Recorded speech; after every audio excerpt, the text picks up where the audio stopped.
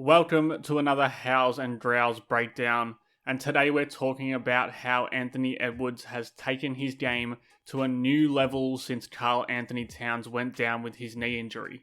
It feels like Edwards has been at the top of the NBA news board for a little while now, with his dunk of the year and his scoring outbursts, and even his game-saving block a few weeks back. And all of those things are steps in the leveling up process that he's undergoing right now. But the thing that stands out to me is his processing and his playmaking in recent weeks.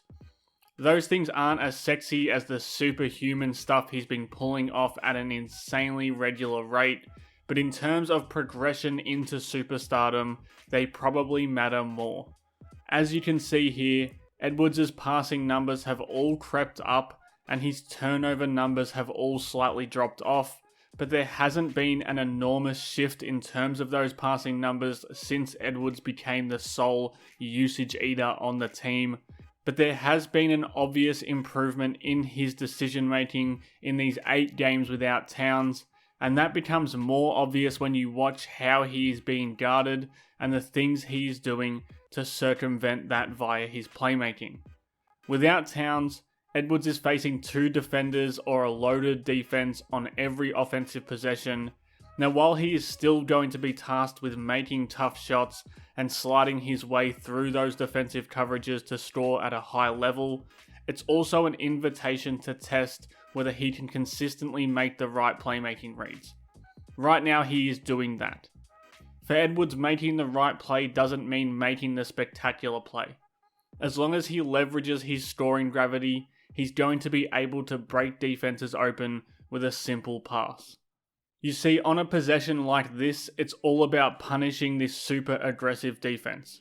So right away, he's facing 2 on the ball, and even when one of those defenders drops off into the paint, he's still sitting there in gap help to prevent any drives and force a jumper. So Anthony Edwards makes this read. Powell drops into the hole to take away Kyle Anderson in the dunker's spot, and Edwards maps the floor and finds Powell's man, who is Mike Conley, drifting around to get an open look from deep. When teams are committing so many bodies to Edwards, it's those decisions that can make or break an offense.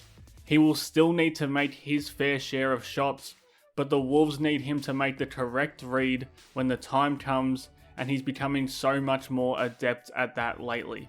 Again, Denver are defending him in a similar way here. When Edwards catches the ball, he's got Peyton Watson lurking on the strong side here and KCP in gap help on the weak side. When he makes his move, Michael Porter Jr. steps across in gap help as well. That's the trigger point. He moves towards MPJ, draws him in, and then finds McDaniels, who is now open. Like I said, it's the simple play. And one of the simplest mantras in basketball is don't help off the strong side. But the scouting report is out on Edwards, and he must be stopped under any circumstances right now. And he's consistently punishing teams who help off that strong side shooter. Reeves is in here helping off that strong side, meaning Edwards only has to make the easiest of reads to get an open look for his teammate. It's a few dribbles, he draws Reeves in, and finds that strong side shooter. Obviously the defense is allowing that, but making that pass is always going to be a smarter play than forcing a tough shot. Again, Harden comes up off the strong side shooter here to provide a wall in front of Edwards, and while it's not special, it's the right pass to make here to the corner to punish that defense. As long as teams are going to keep committing the cardinal sin of helping in that position, Edwards needs to keep trusting his teammates to make those shots. On this possession, he gets free by acting as the screener, but the defense still overhelps from the strong side with LeVert coming up here, and while the cross-court pass could get picked off, the strong side pass is impossible to defend once the defense has put themselves in that quandary. So Edwards is doing that right, but he's also finding ways to punish aggressive defenses in other ways as well. One of those ways is by making better decisions when they send 2 defenders at him on the pick and roll. So 2 stay up on him off the ball screen here, The low man isn't big enough or in good enough position down here.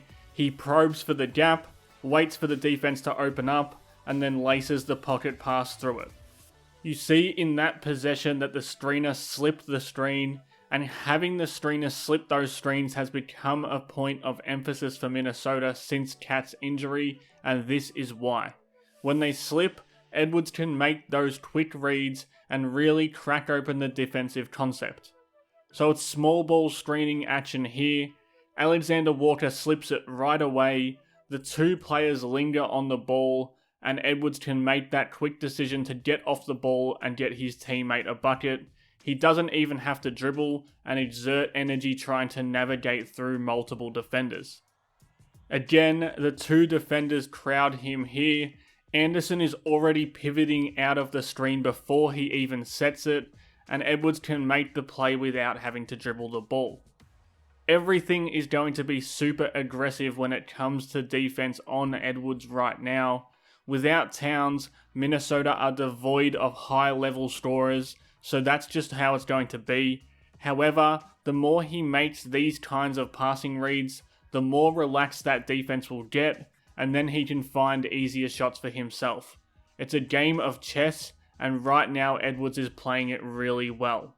Here it's the low man coming all the way over to stop his drive, so Edwards finds Gobert diving in from the dunker spot for easy points. On this next possession, he's again operating in pick and roll with two defenders on the ball. The low man is in here taking away the rim, and as soon as this defender takes away Garza's 3-point look, Edwards finds his man on the 45 cut into the paint. I think Edwards is getting really comfortable with those basic pick and roll reads, but it does seem like he's expanding his game every night to find different ways to act as a playmaker and help break defenses open. Here's a different pick and roll read. It's the two on the ball again, but he blows past it this time, draws this low man all the way into him, engages him at the rim, and then wraps the pass around to find the open shooter in the weak side corner. Again, none of this is breaking new playmaking ground, but Edwards hasn't always been as quick and as precise with his decision making as we are seeing of late. On this possession, he is the one doing the screening, and he's sliding out of that screen, drawing the strong side corner again, and then flinging the dime to Kyle Anderson so that he can load up that robotic jumper. I do think it's fair enough to question whether Minnesota has enough firepower to win games at the same rate they were when Karl Anthony Towns was fully healthy, but there's always a silver lining in this league, and right now Edwards is proving night in and night out that he's leveling up as a scorer, a defender, and especially as a playmaker. For someone who has often struggled with that side of the game, that's a huge development and something that's going to matter going forward. We are certainly still going to see some bumps in the road and some bad turnovers or bad shots against aggressive defenses, but this seems to be the beginnings of the playmaking leap that Edwards needs to take his game into true superstar territory. Thanks again for watching Howls and Growls. Please subscribe for more.